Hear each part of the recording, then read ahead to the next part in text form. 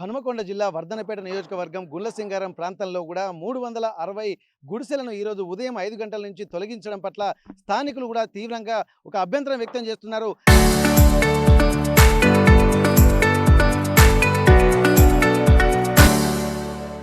తాను ఉండడానికి కూడా నీడ లేని పరిస్థితులు క్రియేట్ చేశారని చెప్పి ఒక ఆందోళన వ్యక్తం చేస్తున్న నేపథ్యంలో ప్రస్తుతానికి మనం గుండ్లసింగారం దగ్గర గుడిసెలు తొలగించినటువంటి ప్రాంతంలో ఉన్నాము. గుడిసె వాసులు కూడా గత 5 ఏళ్లుగా ఇక్కడే ఉంటున్నాము, తమకు ఎట్లాంటి నీడ లేదు, గూడు లేదు, అయినప్పటికీ కూడా ఇందిరమ్మ ఇళ్లలో తమకు అవకాశం రాకపోవడం వల్ల విధిలేని పరిస్థితుల్లో మేము ఒక గూడు ఏర్పాటు చేసుకున్నాం, ఆ గూడును తొలగించి నిల్వ నీడ లేకుండా చేశారన్నటువంటి ఒక ఆందోళన మాత్రం వ్యక్తం చేస్తున్న నేపథ్యంలో ఒక్కసారి బాధితులను కూడా మనం పరామర్శించేటువంటి బాధితులను కూడా మనం కలిసేటువంటి ప్రయత్నం చేద్దాం. ఒక్కసారి మొత్తం 360 గుడిసెలను కూడా తొలగించడం పట్ల ఇక్కడ ఉన్నటువంటి వాళ్ళు తీవ్ర ఇబ్బందులకు గురవుతున్నారు. ఇప్పటి వరకు ఉన్నటువంటి ఎక్కడ ఉన్నటువంటి సామాన్ అక్కడే ఉంది. ఇక్కడ టార్పాలిన్ కవర్లు, అలాగే రేకులతోటి, అలాగే కొన్ని ప్రాంతాల్లో ఇటుకలతోటి కూడా నివాసం ఏర్పరచుకున్నటువంటి ప్రాంతం. అయితే ప్రస్తుతానికి ఇక్కడ ఉదయం 5 గంటల నుండే ఇక్కడ అధికారులు వచ్చి గుడిసెలను తొలగించడం పట్ల తీవ్రంగా అభ్యంతరం వ్యక్తం చేస్తున్నారు. ఒక్కసారి మనం చూడొచ్చు, మొత్తం 360 గుడిసెలను మొత్తం తొలగించడం పట్ల ఇక్కడ ఒక ఉద్రిక్త వాతావరణం అయితే నెలకొంది. ఇక్కడ పోలీసులకి అలాగే స్థానికులకు కూడా కొంత వాగ్వాదం కూడా చోటు చేసుకున్న నేపథ్యంలో తాము ప్రశ్నిస్తున్నటువంటి పరిస్థితి, తాము ఎక్కడికి వెళ్ళాలి సడన్గా అన్నటువంటి ఒక ఆవేదన మాత్రం వ్యక్తమవుతున్న నేపథ్యంలో ప్రస్తుతానికి ఒక్కొక్కరిది ఒక్కొక్క దీనగాథ, ఒక్కొక్కరిది ఒక్కొక్క వ్యధ మనకు కనిపిస్తుంది. ప్రస్తుతానికైతే మనం చూస్తున్నాము ఏం జరుగుతుంది, మరి స్థానికులు ఎట్లాంటి పరిస్థితుల్లో ఉన్నారు, గుండ్లసింగారం ప్రాంతాల్లో గుడిసె వాసుల పరిస్థితులు ఎట్లా ఉన్నాయో మనం తెలుసుకునేటువంటి ప్రయత్నం చేద్దాం. ఇక్కడే దాదాపు ఉన్న గుడిసెలనే కొద్దిగా మళ్ళీ దీన్ని సెట్ చేసుకొని ఇదే నివాసంగా ఉంటూ ఎక్కడే ఉన్నటువంటి కలో గంజో తాగుకుంటూ ఉన్నటువంటి పచ్చడి మెతుకులే తమకు పరమాన్నంగా భావించేటువంటి పరిస్థితులు కూడా ఉన్నటువంటి నేపథ్యంలో మరి ఎందుకు ఇక్కడ గుడిసె వాసులను తొలగించాల్సి వచ్చింది, మరి ప్రభుత్వాలకు ఉన్నటువంటి అధికారులకు ఉన్నటువంటి అభ్యంతరం ఏంది, మరి వీరికి ఏమైనా చెప్పారా, లేకపోతే ముందస్తు సమాచారం ఏమైనా ఇచ్చారో తెలుసుకున్నటువంటి ప్రయత్నం చేద్దాం. ఏం జరిగిందమ్మా ఈ రోజు, ఎన్ని గంటలకు ఈ సంఘటన జరిగింది? పొద్దున ఉదయం 4 గంటలకు జరిగింది. మేమందరం పడుకొనే ఉన్నాము. ఉమ్, వచ్చిర్రు పోలీస్ వాళ్ళు 300 మంది వరకు వచ్చిర్రు. ఉమ్, బెటాలియన్ తోటి వచ్చి కూల్చేసిపోయిర్రు. మేము ఇంట్లో పడుకొనే ఉన్నాము. సౌండ్‌కి లేసి బయటికి వచ్చినాము. పిల్లల్ని తీసుకుంటాము అని అంటే కూడా తీసుకోనియకుండా కూలగొట్టిర్రు. గట్టిగా బయటికి నెట్టేసిర్రు. బోళ్ళు, బియ్యము, గంజులు అన్నీ మా ఇంట్లో కనీసం ఆ వస్తువులు మొత్తం బయట పడేసిర్రు. మొత్తం కూల్చేసిర్రు. ఉమ్, అయినా మేము ఇక్కడే ఉండాలని ఒక చెట్టు లేదు, ఏం లేదు. చిన్న పిల్లల్ని పట్టుకొని మేము ఎండలో ఉన్నాము. ఉమ్. మేము ఆ కిరాయి ఇళ్ళలో కిరాయి లేకుండానే ఉండాలని చెప్పి మేము ఇక్కడ నుంచే మా జీవనం కొనసాగించుకుంటున్నాం. ఇప్పుడు ఇంత కిరాయికి పోయేంత పరిస్థితి కూడా లేదు. రోజు 200 కైకిలు వేసుకొని బతుకుతున్నాం. మా జీవనం గడుపుకుంటున్నాము. పిల్లల్ని స్కూలుకి పంపించుకోవడానికని, హాస్టల్లో వేసుకోవడానికని సర్టిఫికెట్లు అన్నీ తయారు చేసుకున్నాం. ఇప్పుడు అవన్నీ లోపలనే ఉన్నాయి. ఏం తీసుకొనియలేదు మమ్మల్ని సామాను ఇట్లా. ఇప్పుడు మేము ఎక్కడికి పోవాలి? ఈ ఎండల్లో రోడ్డు మీదనే వండుకున్నాము. రోడ్డు మీదనే వంట చేసుకొని తింటున్నాం. పిల్లలు ఏడుస్తుంటే వంట చేసుకున్నాం, తింటున్నాము. Okay, okay. మీకు ఎట్లాంటి మేము పరిస్థితులు అమ్మా? ఇక్కడే ఉంటాం సార్. మేము ఎండలైనా వానలైనా మా పిల్లల్ని పట్టుకొనైనా మేము ఇక్కడే ఉంటున్నాం. కానీ మాకు ఎలాంటి భూమి జాగాలు వేరే ఏం లేవు సార్. మాకు ఉమ్, మేము పేద ప్రజలం కాబట్టి మేము వేసుకున్నాం, ఇక్కడ ఉంటున్నాము. ఉమ్. మాకు భూమి జాగాలు ఉంటే మేము ఇంత దూరం ఇక్కడ ఇంత కష్టంగా ఇంత చిన్న పిల్లల్ని వేసుకొని ఈ పాములల్లా పురుగులల్లా మేము ఉండం కదా సార్. మాకు లేకనే కదా సార్ మేము ఉన్నది. మరి ఇప్పుడు ఇక్కడ మొత్తం ఇదంతా చెరువు శిఖరానికి సంబంధించిన భూమి అని చెప్పి అంటారు. మరి అధికారులు తొలగించడంలో వారు మీకు ఏం చెప్తున్నారు? మరి అసలు ఇది ఉండడానికి ఎందుకు అవకాశం లేదని చెప్తున్నారు వాళ్ళు? మాకు ఏం ఇన్ఫర్మేషన్ ఇవ్వలేదు సార్. మాకు ఏం చెప్పలేదు, ఏం ఇన్ఫర్మేషన్ ఇవ్వలేదు. 5 సంవత్సరాల నుంచి ఇక్కడే ఉంటున్నాము. మాకు ఏ ఇన్ఫర్మేషన్ ఇవ్వలేదు. నిన్న మధ్యాహ్నం వచ్చిర్రు, చూసుకున్నారు. ఎందుకు వచ్చిర్రు అని మేము అందరం అడిగితే కూడా మీరు ఇక్కడ ఎంతమంది ఉంటున్నారు, మీకు పట్టాలు ఇవ్వడానికి అని చెప్పి మేము వచ్చినాము, ఇన్ఫర్మేషన్ కోసం వచ్చినాము, రాసుకొని పోతున్నాం అమ్మ అని చెప్పిర్రు. నిన్ననే వచ్చిర్రు సార్, నిన్ననే వచ్చిర్రు. నిన్న మధ్యాహ్నం ఈ టైంకి వచ్చిర్రు, చూసుకున్నారు, పోయిర్రు. మాకు ఇట్లా కూల్ చేస్తాం, మీరు ఉండకుర్రి పోర్రి అని మాకైతే ఎట్లాంటి ఇన్ఫర్మేషన్ ఇవ్వలేదు, చెప్పలేదు. Okay, okay. ఇక్కడ ప్రస్తుతానికైతే ఇక్కడ బయటికి వెళ్ళలేని పరిస్థితి, బయట ఎక్కడ ఉండలేని దీన స్థితిలో ఉంటున్న నేపథ్యంలో ఇక్కడే ఉన్నటువంటి తాము నిల్వ పచ్చళ్ళే పెట్టుకొని తింటున్నటువంటి నేపథ్యంలో ప్రస్తుతానికి మరి ఏంది బయటికి వెళ్ళేటువంటి పరిస్థితి, చుట్టూ ఉన్నటువంటి ఎలాంటి ఉన్నటువంటి గూడును తొలగించడం పట్ల ఈ రేకులనే మళ్ళీ దీన్ని కొంత సెట్ చేసుకొని కూలిపోయిన దాన్నే కొంత మళ్ళీ ఆవాసంగా చేసుకొని ఉంటున్నటువంటి పరిస్థితి. ఏం జరిగింది బ్రదర్? నిన్నటి నుంచి ఇక్కడ అధికారులు కొంత రెక్కి అంటే వచ్చి దీన్ని అంటే విషయాలు తెలుసుకొని ఈరోజు ఉదయమే ఇట్లా దీన్ని డిస్ట్రాయ్ చేసినట్టు తెలుస్తుంది. మరి మీకు ఏమైనా ముందస్తు సమాచారం ఉందా? మరి ఎందుకు ఇక్కడి నుంచి తొలగించాలనుకుంటున్నారు? మరి వారికి ఉన్నటువంటి అభ్యంతరం ఏంటి? మాకు ఎలాంటి ఇంటిమేషన్ ఏమీ ఇవ్వలేదు. మేము రోజులాగానే పనికి పోయాము, వచ్చాము, పడుకున్నాము. తెల్లారి 4 గంటలకు 5 గంటలకు వచ్చారు. డోర్లు కొట్టి మమ్మల్ని లోపట ఉన్న వాళ్ళని బయటికి గుంజేసి వాళ్ళు చేసే పని ఆల్రెడీ మొత్తం కూలగొట్టుకుంటూ వస్తున్నారు. మాకు కనీస అవసరం ఉన్న వస్తువులైనా తీసుకునే అంత టైం కూడా వాళ్ళు ఏమి ఇవ్వలేదు. ఉన్న వస్తువులు కూడా వల్లనే పోయినాయి. ఇగో రోజుకు 200 కూలీలు సంపాదించుకునేటోళ్ళం. మా మీద పడితే మాకు ఏముంటదని చెప్పి మా మీదకి ఇట్లా వస్తున్నారు. ఇల్లు మేము ఎక్కడ రెంట్‌కు తీసుకునే అంత స్తోమత లేకనే ఉన్నంతలో పెళ్ళాల మెడలో ఉన్న తాళ్ళు తాకట్లు పెట్టుకొని వచ్చి ఇక్కడ రేకులేసుకొని ఏదో గంజో గదో ఏదో పచ్చడేసుకొని తిందామని చెప్పి ఉన్నవాళ్ళం మేము. మా మీద ఇలా చేయడం వల్ల వాళ్ళకేమొస్తుందో మాకేమో తెలియట్లేదు. మీకు ఇప్పుడు ఇందిరమ్మ ఇల్లు మరి ఎందుకు రాలేదా అవి? మాకు ఇందిరమ్మ ఇల్లు ఇస్తా అని పట్టా భూములు ఏది లేదు మాకు. ఆధారం లేకనే కదా ఇక్కడ యేసుకున్నది. నిన్న వచ్చిన వాళ్ళు ఎంక్వైరీకని వచ్చారు. మీకు పట్టాలు ఇస్తాము మీరు ఇంట్లోకి అని చెప్పారు. తెల్లారి వచ్చి ఖతం కూలేసి పోయారు కూలగొట్టి. ఇప్పుడు మా పరిస్థితి ఏంటి? మేము ఏడుండాలి? ఈ రోడ్ల మీద మేము బతుకుల కోసానికి మాకు పోలీస్ స్టేషన్‌లో కేసులు పెట్టి మమ్మల్ని ఇట్లా చేస్తే ఏమున్నది? మేమేం చేయాలి? తినేంత తిండి లేకుండా చేయకుండా ఓ చెట్టు లేదు, నీడ లేదు, ఏమి లేదు. మేము ఇక్కడే తిని ఇక్కడే ఉండేవాళ్ళం. మేము ఇప్పుడు ఎటు పోవాలి? మా పరిస్థితి ఏంది? మాకు న్యాయం కావాలి. ఓకే. ఓకే. మరి ఇప్పుడు ఎవరైనా మీ దగ్గరికి వచ్చి ఇక్కడ సంఘీభావం గాని, మద్దతు గాని మీకు న్యాయం చేస్తామని చెప్పి భరోసా గాని ఎవరైనా ఇచ్చిర్రా? అలాంటిది కూడా ఇంతవరకు ఎమ్మెల్యే అనే వాళ్ళు రాలేదు, ఎంపీ రాలేదు, ఎవరు రాలేదు. ఇక్కడ ఉన్న లోకల్ అధికారులు రాలేదు, ఎవరు రాలేదు. అసలు మేము మనుషులమా? లేకపోతే పురుగులమా? మాకు ఇంత విలువ లేకుండా ఎందుకు చేస్తున్నారు? మేము ఏమి చేయలేదా? మీకు ఓట్లేసి గెలిపియలేదా? గెలిపియందే మీరు ఇలా మంత్రులయ్యారా? లేకపోతే ఎలా అయ్యారు? మాకు ఎందుకు ఇట్లా చేస్తున్నారు మమ్మల్ని? ఓకే. ఇక నిజంగా మరి ఆవేదన చూస్తుంటే కొంత ఇబ్బందికర వాతావరణమే కనిపిస్తుంది. ఎందుకంటే ఏదో ఒకరి అంటే గూడు ఉండాలి, కూడు ఉండాలి, ఒక నీడ ఉండాలనేటువంటి ఒక ఆలోచనలు కూడా ప్రభుత్వాలు చేస్తున్నాయి. దానికి సంబంధించి నిర్ణయాలు తీసుకుంటున్నాయి. మరి ఇట్లాంటి పేదల పరిస్థితి ఏంది? ఎందుకంటే భూములు ఉన్నటువంటి వాళ్ళకి, పట్టాలు ఉన్నటువంటి వాళ్ళకి ఇందిరమ్మ ఇల్లు కొన్ని ఇస్తున్నారు. ఇల్లు లేనటువంటి వారికి కానీ నివాసం లేనటువంటి ప్రాంతం కూడా ప్రత్యామ్నాయ మార్గాలు చూపించాల్సినటువంటి అవసరం ఉంటుంది. సడన్‌గా ఇక్కడ కూలగొట్టడం పట్ల తాము ఎక్కడికి వెళ్ళాలో దిక్కులేని పరిస్థితి. రోజుకు 200 కూలీ చేసుకునేటువంటి తమకు ఇక్కడ ఇల్లు కిరాయిలు కూడా కట్టలేనటువంటి పరిస్థితి అని చెప్పి అంటున్నారు. ఇట్లా ఎట్లుందన్న ఇక్కడ మీ స్థానికంగా ఉన్నటువంటి పరిస్థితులు ఎట్లా ఉన్నాయి ప్రస్తుతానికి? ఇప్పుడు 5 సంవత్సరాల కాంచెలి తుమ్మలు గిమ్మలు కొట్టుకొని ఇక్కడ వేసుకున్నాం. ఇంటి కిరాయి కట్టలేక ఇక్కడ వేసుకున్నాం. వేసుకుంటే నిన్న వచ్చిర్రు పోలీసోళ్ళు శాంపిల్‌గా చూసిపోయిర్రు. చూసిపోతే మేము ఉత్తగానే వచ్చి చూసిపోతారుగా అనుకున్నాం. తెల్లారి గట్ల 4:30కి వచ్చిర్రు. పట్ట కూలగొడతాంటే మేము బయటకొస్తే నన్ను తీసుకుపోయి పోలీస్ స్టేషన్‌లో వేసిర్రు. 25 మందిని వేసిర్రు పోలీస్ స్టేషన్‌లో. ఇప్పుడే వచ్చినాం. ఇప్పుడే ఇట్లా మీరు వస్తా అంటేనే వచ్చినాం. స్టేషన్ పోయిన తర్వాత ఏం చెప్పారు మీకు? ఏం చెప్పలే, ఇవంతా కూలగొట్టినాక పంపించారు మమ్మల్ని. పంపించినాక మేము ఇది కరెక్ట్ కాదు, అది మా పేదలం రోజుకు 200 రూపాయల కూలి చేసుకుంటాను. రోజు 200 రూపాయల కూలి చేసుకొని పొద్దాక పనికి పోయేస్తాను, నైట్ ఈడ పండుకుంటాను. ఇంటి కిరాయిలు కట్టలేక ఇలా సమ్మాన్లు గిమ్మాన్లు అన్ని కూల తెంగారు. ఏం లేదు, ఇది కాంగ్రెస్ ప్రభుత్వానికి న్యాయం కాదు. రేవంత్ రెడ్డికి ఇది అన్యాయం చేసిండు. మా పేదల పొట్ట మీద కొట్టిండు. మేము పెళ్ళం మీద పుస్తల కాంచెలు అమ్ముకొని రేకులు వేసుకున్నాం. జర వానకాలం వస్తుంది కదా, కురవకుండా ఉండాలని. ఇప్పుడు వానకాలం వచ్చినా కానీ ఇదంతా చెరువులే ఉన్నారు. మళ్ళీ ఎట్లయినా మీకు మునిగే పరిస్థితులు ఉంటాయి కదా ఇక్కడ? మునిగాయి సార్, ఇవి మునిగాయి నీళ్లు. అవన్నీ మునుగుతాయి, ఇవి మునుగుతాయి. కాకపోతే ఇక మట్టి పోసుకున్నాం మేము మునగకుండా. ఎత్తు ఒక్కొక్కరు 2 ఫీట్ల ఎత్తు, అంత మట్టే. నీళ్లు రాకుండానే పోసుకున్నాం. కాలువలు సుధా తీసుకుంటాం. మంచి పారలు పట్టుకొని అనుకున్నాం. 4:30కి వచ్చిర్రు. పల్ల అంటే బయట ఇంట్లో ఉన్న వాళ్ళని గుంజుకొచ్చిర్రు. కథం తీసుకుపోయి వ్యాన్ ఎక్కిచ్చిర్రు కొట్టి. కొట్టిరా? మ్యాన్ హ్యాండ్లింగ్ చేసిరా? గుంజుకపోయి డోర్లకేసి గుద్దుకుంటూ తీసుకుపోయారు గల్లలు పట్టుకొని. పాయింట్ సుధా జినిగింది, మొత్తం ఆగమాగం చేసిర్రు. తీసుకుపోయి పోలీస్ స్టేషన్లో వేసి ఇప్పుడే ఇట్లా వస్తానో మీరు వచ్చిర్రు.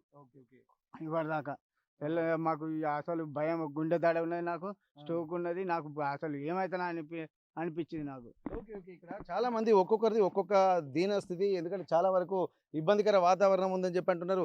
ఏదేమైనప్పటికీ కూడా ఇక్కడ స్థానికంగా ఉన్నటువంటి తమకు కనీసం నీడ లేకుండా చేసేటువంటి ప్రయత్నాలు జరుగుతున్నాయి. మరి మేము ఎక్కడికి వెళ్ళాలన్నటువంటి ఒక ఆవేదన, కనీసం ఒక ప్రత్యామ్నాయ మార్గాలు చూపించి ఏమైనా పునరావాస కేంద్రాలకు తరలించేటువంటి ప్రయత్నం చేయాలి. ఎందుకంటే చిన్నపిల్లల్ని పట్టుకొని ఎక్కడికి వెళ్ళలేము. ఉన్నటువంటి బియ్యము, పప్పులు, ఉప్పులు, గిన్నెలు, బోళ్ళు, బొచ్చలు అన్నీ కూడా ఎక్కడికక్కడ పట్టాలు ఇట్లా అన్నీ ఇక్కడే తీసేసి పక్కన పడేసి మేము తీసుకునేటువంటి పరిస్థితులు కూడా లేవని చెప్పి అంటున్నారు. మొత్తం చూస్తున్నాం ఇక్కడ ఉన్నటువంటి సామాన్ అంతా ఇక్కడే సదురుకొని ఎక్కడికక్కడ ఉన్నటువంటి ఎలక్ట్రికల్ వైర్లు కూడా అన్ని ఎక్కడెక్కడ సెట్ చేసుకున్నటువంటి పరిస్థితి. కానీ వారిలో మాత్రం ఒక ఆవేదన, ఇక్కడ రోడ్డు మీదనే ఇక్కడ మనం చూస్తున్నాము, రోడ్డు మీదనే వంట చేసుకొని పొయ్యిరాలు పెట్టుకొని ఉన్నటువంటి వాళ్ళందరూ కూడా ఇక్కడనే వంటలు చేసుకొని ఒక్కొక్కరిగా తింటున్నటువంటి పరిస్థితి ఇప్పుడు మనం ప్రస్తుతానికి చూస్తున్నాము. ఇక్కడ ఇళ్లలో ఉండాల్సినటువంటి వంటలు రోడ్ల మీదకి వచ్చాయి. ఉన్నటువంటి మంచాలు బయటకు వచ్చేసాయి. ఎక్కడ ఉండాలో తెలియదు, ఎక్కడికి వెళ్ళాలో తెలియదు. ఇట్లాంటి నేపథ్యంలో కూడా అనేక ఇబ్బందులు తాము ఎదుర్కొంటున్నప్పటికీ కూడా తమను పట్టించుకున్నటువంటి నాదుడే కరువయ్యాడని చెప్పి అంటున్నారు. మొత్తం రేకులన్నీ కూడా ఎక్కడికక్కడ కూలిపోయాయి. బట్టలన్నీ కూడా మొత్తం సర్దేసి ఇక్కడ పక్కన పెట్టినటువంటి పరిస్థితి. ఇవన్నిటిని తీసుకోనియకుండా చేస్తున్నటువంటి పరిస్థితి కనిపిస్తుందని చెప్పి అంటున్నారు. స్థానికంగా ఉన్నటువంటి తాము 5 ఏళ్ల నుండి ఇక్కడే ఉంటున్నాము. ఇక్కడే ఒక నివాస కేంద్రాలు ఏర్పాటు చేసుకుంటున్నాము. బయటికి వెళ్ళి ఇళ్లకు రెంట్లు కట్టలేనటువంటి పరిస్థితి. అట్లాంటి నేపథ్యంలో కూడా మాకు ఉన్నటువంటి ప్రాంతాన్ని కూడా చదును చేసుకొని, మట్టి పోసుకొని, రాళ్ళు పేర్చుకొని, గుడిసెలు వేసుకొని ఇంత ఇబ్బందికర వాతావరణంలో మేము ఉంటున్నటువంటి నేపథ్యంలో ఇక్కడ పాములు, కప్పలు, తేళ్ళు, జర్రులు ఎన్ని వచ్చినప్పటికి కూడా వాటితోనే సహవాసం చేస్తున్నాము. వాటికి ఉన్నటువంటి మానవతా దృక్పథం కూడా ఇక్కడ ఉన్నటువంటి అధికారులకు లేదన్నటువంటి ఒక ఆలోచనలు కూడా చేస్తున్నటువంటి పరిస్థితి. ఏదేమైనప్పటికీ కూడా ఇప్పుడున్నటువంటి పరిస్థితుల్లో తాము ఎన్ని ఇబ్బందులైనా ఎదుర్కొంటున్నాము కానీ ఇక్కడ ఉన్నటువంటి సిచ్యువేషన్స్ను కూడా మేము భరించుకుంటూ ఫేస్ చేస్తున్నాం తప్ప ఇక్కడ మాకు ఒక భరోసా ఇచ్చేటువంటి నాయకుడే లేరని చెప్పి అంటున్నారు. ప్రస్తుతానికి ఒక్కొక్కరు కూడా స్థానికంగా ఉన్నటువంటి నాయకులు కూడా వచ్చి పరామర్శించేటువంటి ప్రయత్నం చేస్తున్నారు. ఏం జరుగుతుందో తెలుసుకున్నటువంటి ప్రయత్నం చేద్దాం. ప్రస్తుతానికైతే కూనమనేని సాంబశివరావు గారు ఉన్నారు. అసలు వారికి మద్దతు పలకడానికి కూడా వచ్చినటువంటి నేపథ్యంలో సార్ ఇప్పటి వరకు స్థానికంగా ఉన్నటువంటి వాళ్లకు తమకు కలో గంజో బతకడానికి కూడా నిలవనిలేని పరిస్థితి అని చెప్పి అంటున్నారు. మరి దీని సిచ్యువేషన్ చూసిన తర్వాత మీ ఆలోచన విధానం ఏముంది? మరి వాళ్ళకి ఎట్లాంటి భరోసా ఇవ్వబోతున్నారు? వాస్తవంగా పేదవాళ్ళు బాగా ఆర్థికంగా కానీ ఇతర ఏమీ లేనటువంటి వాళ్ళు కొన్ని నిరుపేదలు వేసుకున్నటువంటి ప్రాంతం ఇది. వాళ్ళ కష్టంతో సంపాదించుకున్న 4 రూపాయలు పెట్టి ఇల్లు వేసుకున్నారు. ఇక్కడ కారణం ఏంటో, ఇది ఎందుకు కూలగొట్టాల్సిన అవసరం వచ్చిందో నాకు తెలవట్లేదు. నేనుగా మొన్న లోకల్ ఎమ్మెల్యే గారితో నేను మాట్లాడా. దాని జోలికి మేము రాము, ఏదైనా ఉంటే వాళ్ళకి ప్రత్యామ్నాయంగా డబుల్ బెడ్రూమ్లు ఇస్తామని అన్నారు. ఇస్తామంటే మాట్లాడదాము అన్నాను. అయితే ప్రాబ్లం ఏంటి అనేది వచ్చినప్పుడు అసలు ఏదో కోర్టు తీర్పు అన్నారు. కోర్టు లేదు, ఏమి లేదు. కోర్టు జడ్జిమెంట్లు లేవు, అటువంటి ఏమి లేవు. తర్వాత లోతట్టు చెరువు అని అంటే ఈ స్థలానికి ముందు వైపు, వెనక వైపు, పక్కల అన్నీ కూడా ఈ స్థలానికి ముందు వైపు, వెనక వైపు అన్ని వైపులు కూడా పక్కా డాబాలు వేసేసుకున్నారు. దాదాపు 100 ఎకరాలు అట్లా అయిపోయి ఉంది. అసలు ఈ ఒక్క దీంతో వాళ్ళకి అయ్యేది కూడా లేదు. ఏదో మరి దురుద్దేశంగా చేస్తారా, ఎట్లా చేశారో తెలవట్లేదు. ఇది మాత్రం పేదవాళ్ళ ఇలా చేస్తూ ఉంటే ప్రభుత్వానికి ఎట్లయినా సరే చాలా ఇబ్బందిదాయకంగా అవుతుంది. నేను ఇప్పుడే సీఎం గారికి కూడా మెసేజ్ పెట్టి వాళ్ళ నరేంద్ర రెడ్డి గారితో మాట్లాడాను. సీఎం గారి పిఏ కూడా తెలియజేసి సీఎం గారికి కూడా నా వార్తను కన్వే చేశాను. ఆ విధంగా చేసి ఇక్కడ మీ లోకల్ ఎమ్మెల్యే గారితో మాట్లాడాను, ఆర్డీఓతో మాట్లాడి అందరితో. తర్వాత ఒక ఆఫీస్ కట్టుకున్నారు, అది కూడా కూలగొట్టారు. నేనేమంటున్నానంటే 7 ఇళ్ల జోలికి వచ్చేటప్పుడు అంతకుముందు ఉన్నటువంటి ఇల్లు అటు కానీ ఇటు కానీ అసలు వాళ్ళు స్పష్టంగా ప్రభుత్వం చెప్పాలి, ఈ స్థలం వాళ్ళకి దేనికి ఉపయోగపడుతుంది. వీళ్ళు కానీ మా వాళ్ళు లేకపోతే, వీళ్ళు ఇల్లు వేసుకోకపోతే ఈ స్థలాన్ని కూడా మింగేసేవాళ్ళు. ఇప్పుడు ఆ మిగిలిన అటు ఇటు ఉందని చెప్పిన స్థలాలన్నీ కూడా కబ్జాదారులు వేసుకున్నటువంటి స్థలాలు అవి. వాళ్ళకి పోతే వీళ్ళకి సంతోషమా, పేదవాళ్ళు వేసుకుంటే ఇబ్బందా? తేల్చాలి వాళ్ళు, గవర్నమెంట్ కూడా తేల్చాలి. ఒకవేళ వాళ్ళకి ఇది అవసరం అనుకోండి, ఇది ఏమన్నా చెరువు కింద ఉపయోగపడుతుందా? ఉపయోగపడితే ఓకే, మేము వదిలేస్తాం. కానీ ఇది ఉపయోగపడాలంటే అటుపక్క ఇటుపక్క అన్ని పక్క డాబాలు అయిపోయి 10-15 ఏళ్ళ పైన నుంచి అయిపోయి దాదాపు 100 ఎకరాల పైన ఎప్పుడో ఆక్రమణ అయిపోయి ఉంది. మరి వాళ్ళ జోలికి రాకుండా ఏళ్ళ వరకు ఎందుకు రావాల్సిన పరిస్థితి వచ్చిందో నాకు తెలవట్లేదు. మేము ఇవాళ మళ్ళా ముఖ్యమంత్రి గారి దృష్టికి తీసుకువెళ్తాం. ఈ సమస్య పరిష్కారం అవ్వాల్సిందే. వాళ్ళకి మళ్ళీ ఇళ్ళు రావాలి, ఇక్కడే ఇళ్ళు రావాలి. ఇక్కడ ఈ స్థలం ఉపయోగం ఉండని స్థలం. మీకు ఉపయోగం ఉండదంటే చెప్పండి, మేమే దగ్గర నుండి ఒప్పిస్తాం, వీళ్ళకి ప్రత్యామ్నాయం చూపెట్టండి.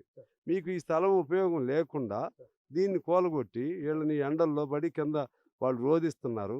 ఇది ఆల్రెడీ ఒక వెలుగుమాటలో ఒకటి అయిపోయింది. ఇక్కడ ఏంటంటే ఇష్యూ పెద్దది చేస్తే మీకు కూడా మంచిది కాదు. మాకేంటంటే పరిష్కారం కావాలని మేము చూస్తూ ఉన్నాం. సో అందువలన ప్రభుత్వం తక్షణం స్పందించాలి, ముఖ్యమంత్రి గారు స్పందించి పేదవాళ్ళకి తిరిగి పునరావాసం కల్పించాలి. అప్పటి వరకు కూడా మా వాళ్ళు ఇక్కడే ఉంటారు, ఏడో వండుకుని తింటూ ఉంటారు.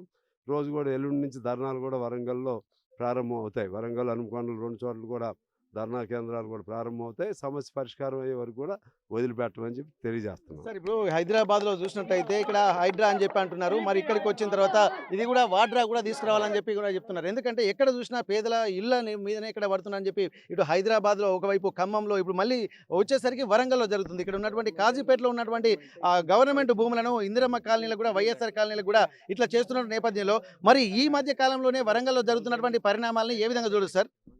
ఇప్పుడు హైడ్రాలైనా వాడ్రాలైనా ఏదైనా తెచ్చుకొని మాకేం అభ్యంతరం లేదు, కానీ పేదాడు జోలికి రావద్దు. నీకు కావాలనుకుంటే పెద్ద పెద్దవి చాలా ఉన్నాయి, వాళ్ళ జోలికి వెళ్తే మేము కూడా దండలేసి మీకు స్వాగతం పలుకుతాం. సార్ మీ మాటల్లోనే ఒకటి మనం గమనించవచ్చు సార్. మరి దీని దేనికి ఉపయోగపడుతుంది, ఎందుకు తొలగించారన్నది కూడా ఉండొచ్చు. ప్రైవేట్ వాళ్ళకి ఏమైనా కట్టబెట్టేటువంటి ఉద్దేశాలు ఉన్నాయా? ఇప్పుడు మా వాళ్ళు కూడా చెప్తున్నారు, ఇదే స్థలంలో ఇదే సర్వే నెంబర్లో గవర్నమెంటే మొన్న ఈ మధ్య 40 మందికి పట్టాలు కూడా ఇచ్చింది. మరి ఒక పక్క పట్టాలు ఇస్తారు మీరే, ఒక పక్క అదే స్థలంలో దీన్ని ఆక్రమణ అంటారు. అసలు ఒకటేమో కోర్టు తీర్పు అన్నాడు, ఎక్కడ కోర్టు తీర్పు ఏమి లేదు, కోర్టు నుంచి వచ్చినటువంటిది ఏమి లేదు. అసలు దీని వెనక కుట్ర ఏమైనా ఉందా, ఇది ఎవరికైనా ఇవ్వాలనుకుంటున్నారా, లేకపోతే ఇంకెవరైనా కబ్జాదారులు పాత్ర ఇందులో ఉందా? నిన్నగా మొన్న ఆ ఊరు వెళ్ళాం, అది మన వెంకటాపురం అనే గ్రామం దగ్గరికి వెళ్ళాం. అక్కడ ఒక ఆయన 18 ఎకరాలు 134 ఎకరాలు ఇది అసైన్మెంట్కి ఇచ్చిన భూముల్ని డైరెక్ట్గా 2018 నుంచి వాళ్ళ పేర్లు మార్పిచ్చేసుకున్నాడు. వాళ్ళకు కూడా ప్రభుత్వం అండే ఉంది, అది అప్పటి నుంచి ఉందనుకోండి. అందువలన వాళ్ళు కూడా మొన్న ధైర్యంగా వచ్చారు, మేము జనంతో ఉంటే ఇది మాదే అంటున్నారు. అంతకుముందేమో అసైన్మెంట్ ఉన్నటువంటి వాళ్ళ పేర్లు వేరేగా ఉన్నాయి, అసెంబ్లీలో కూడా నేను రైజ్ చేశాను. మీది ఎప్పుడయ్యా 2018 నుంచి మీరు రాసుకున్నారు, అంతకుముందు వాళ్ళ పేర్లు ఉన్నాయి, రాసుకోవడం అంటే మీరు వాళ్ళతో కుమ్మక్కై రాసుకున్నారు కదా అన్నాం. ఇటువంటి కుమ్మక్కైన వాళ్ళు హ్యాపీగా ఉంటున్నారు, పేదలకు మాత్రం ఇబ్బంది అవుతుంది. దీని మీద దృష్టి సారించాలి, ముఖ్యమంత్రి గారు ప్రత్యేక శ్రద్ధ పెట్టాలి. నేను అసెంబ్లీలో కూడా పేదల ఇళ్ల స్థలాలకు సంబంధించి ఒకసారి మాట్లాడినప్పుడు సానుకూలంగా స్పందించారు ఆయన. కమ్యూనిస్టులు పేదవాళ్ళ తరపున మాట్లాడతారని కూడా చెప్పారు. అందులో 58 జీవో ప్రకారంగానో లేకపోతే మీరు ఇంకో జీవో ఇస్తారో నాకు తెలియదు, 58 జీవో ప్రకారంగా నిజంగా పేదవాళ్ళు అనుకుంటే మీరు వెరిఫై చేయండి. వాడు పేదవాడైతే మాత్రం ఆ పేదవాడికి పట్టా ఇవ్వాల్సినటువంటి బాధ్యత మీ పైన ఉంటుంది. వాడు బాగా ఉన్నాడనుకుంటే మీరు స్క్రీనింగ్ చేయండి. స్క్రీనింగ్ చేసి ఆ ఉన్నవాడి కోసం మేమేం పోరాటం చేయం. ఇవాళ తెలిసిన వెంటనే మేము ఇటు రావాల్సి వచ్చింది. మాకు అంత అవసరం ఏముంటుంది చెప్పండి? ఉన్నవాళ్ళ కోసం కమ్యూనిస్ట్ పార్టీ మా కర్తవ్యం, పేదవాళ్ళ తరఫున నిలబడటం మా కర్తవ్యం. పేదవాళ్ళు వాళ్ళవి మా బంధువులు కాదు, మాకేదో ఇంకేదో పాలేవాళ్ళు కాదు. మాకు కమ్యూనిస్ట్ పార్టీ ఎర్రజెండా సంబంధించినటువంటి వాళ్ళు, మేము వాళ్ళకి న్యాయం చేయాలని కోరికతో ఉన్నటువంటి వాళ్ళు. అందుకే మేము కమ్యూనిస్ట్ పార్టీగా ఉంటున్నాం, కమ్యూనిస్ట్ పార్టీలో ఉంటున్నాం. సార్ మీరు ఎర్రజెండా అని చెప్పి అన్నప్పుడు ఎర్రజెండా కూడా కాంగ్రెస్ పార్టీతో కలిసి పనిచేసి ఒక అధికారంలోకి వచ్చినటువంటి పరిస్థితి. మరి ఇట్లాంటి సమయంలో మీరు మా మద్దతు ఉందనుకుంటున్నారా లేదనుకుంటారా? ఇట్లాంటి మరి ఎర్రజెండాలు వేసినటువంటి గుడిసెల దగ్గరనే ఇట్లాంటి పరిస్థితులకు వస్తుంటారు, దీన్ని ఎట్లా చూడొచ్చు సార్? అరే మద్దతులు కానీ దీనికి ఎటు నుంచి ఏటో ముడి పెడతారు ఎందుకు స్వామి? ఇప్పుడు ఈ ఇష్యూ వచ్చినప్పుడు ఈ ఇష్యూగా మాట్లాడతాం. ఆ మద్దతులకి మీరు పొత్తుంది అవి అంటే అవి వేరు. పొత్తుంటే మరి ఎందుకు ఫైట్ చేస్తున్నాం? పొత్తుంటే వాళ్ళు ఎందుకు కూల్ చేశారు? మరి పొత్తుంటే ఎందుకు, ఏ ఉద్దేశంతో అనుకోవచ్చు సార్? నువ్వు ముఖ్యమంత్రి గారి దగ్గరికి వెళ్ళి అడుగు, పొత్తుంది కదా ఎందుకు కూల్చారని. ఈ మమ్మల్ని అడుగుతున్నావు పొత్తుంది కాబట్టి మీరు ఎందుకని. మరి పొత్తుందిగా అయినా ఉన్నా మేము పోరాటం ఎందుకు చేస్తున్నాం? ఇవన్నీ అనవసరం, అవి రాజకీయ పొత్తులు.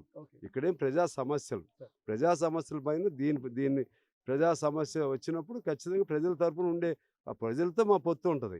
ఇష్యూ వచ్చినప్పుడు ఎవరిని మేము, అది ప్రభుత్వం అయినా సరే ఇంకోటైనా సరే, మేము కాకపోతే వేరే వాళ్ళలాగా భాషను ఉపయోగించి వ్యక్తిగతంగా నిందలు అవి చేయము. కానీ ప్రజల తరపు మాత్రం బరాబరికి నిలబడతాం, ఖచ్చితంగా నిలబడతాం. ప్రజలకు న్యాయం జరిగే వరకు వాళ్ళతో అండగా ఉంటాం. Okay, thank you sir. ఇప్పటికీ ఇక్కడ దాదాపు 100 ఎకరాల భూములు కూడా అసైన్డ్ భూములను కూడా అనేక్రాంతం అవుతున్నటువంటి కానీ కూడా లోపాయకారి ఒప్పందాలతోటి ముందుకు వెళ్తున్నటువంటి సమయంలో కూడా కేవలము ఇక్కడ నీడలేనటువంటి పేదల జోలికి ఎందుకు వస్తున్నారన్నటువంటి ప్రశ్నలు కూడా తలెత్తున్నాయి. ఇప్పటి వరకు 360 గుడిసెలు తొలగించడం నేపథ్యంలో దిక్కు దివాన లేక ఇక్కడ చిన్న పిల్లల్ని కూడా రోడ్ల మీదనే వంట చేసుకొని ఎండకు ఎండిపోతున్నటువంటి తరుణంలో ఎక్కడికి వెళ్ళాలన్నట్టు కూడా ఆవేదన. కనీసం ఇంటి కిరాయి కడదామన్నా కానీ తమకు ఉపాధి అవకాశాలు కూడా లేకపోవడంతో ఇక్కడ ఊరు చివర ఉన్నటువంటి ప్రాంతాల్లో మేము నివాసాలు ఏర్పరచుకున్నాం. ఇట్లాంటి నివాస సముదాయాల్లో మాకు కూడా దిక్కు లేకపోతే మరి ఎవరు మాకు అండగా ఉంటారన్నట్టు కూడా ఆలోచనలు కూడా చెప్తున్నారు. దీని మీద కూడా ఇక్కడ సిపిఐకి సంబంధించిన అంటే వామపక్ష భావజాలం ఉన్నటువంటి నేతలందరూ కూడా వస్తున్నటువంటి పరిస్థితి. ఇక్కడ ప్రస్తుతానికి ఇక్కడ కూనమనేని సాంబశివరావు కూడా ఎమ్మెల్యే గారు వారు వచ్చి వారికి సంఘీభావం మద్దతు పలుకుతున్నటువంటి పరిస్థితి. ఎట్లాంటి పరిస్థితులైనా సరే వీరి జోలికి వస్తే ఊరుకునేది లేదన్నటువంటి ఒక హెచ్చరికలు కూడా చేస్తున్నారు. ఎక్కడ ఏవైనా చేసుకోండి కానీ పేదవాడి జోలికి మాత్రం రావద్దన్నటువంటి విషయాన్ని కూడా స్పష్టం చేస్తున్నటువంటి పరిస్థితి. ఇప్పటి వరకైనా సరే ఇప్పటికే 40 మందికి పట్టాలు ఇచ్చినటువంటి ఇదే ప్రాంతంలో ఎందుకు మరి గుడిసెలను తొలగించాల్సి వచ్చినటువంటి అవసరం ఉంటుంది? మిగిలిన వాళ్ళకి కూడా స్క్రూటినీ చేసి మిగిలిన వాళ్ళకి కూడా ఇక్కడే పట్టాలు ఇచ్చి వారికి సంబంధించినటువంటి నివాస సముదాయాలను కూడా ఏర్పాటు చేయాల్సినటువంటి అవసరం ఖచ్చితంగా ఉందన్నటువంటి ఒక విజ్ఞప్తులు, అలాగే వినకపోతే మరిన్ని హెచ్చరికలు కూడా చేస్తున్నటువంటి పరిస్థితి. ఏదేమైనప్పటికీ కూడా మరి ఇదే సముదాయాల్లో వీరికి ఏ విధంగా అయితే తొలగించారో ప్రభుత్వ అధికారులు అదే విధంగా వారికి నిర్మించాలన్నటువంటి ఒక విజ్ఞప్తిని, హెచ్చరికలను కూడా చేస్తున్నటువంటి పరిస్థితి. హనుమకొండ జిల్లా గుల్లసింగరం నుండి కెమెరా పర్సన్ వంశీతో వెంకటరత్నం, RTV వరంగల్.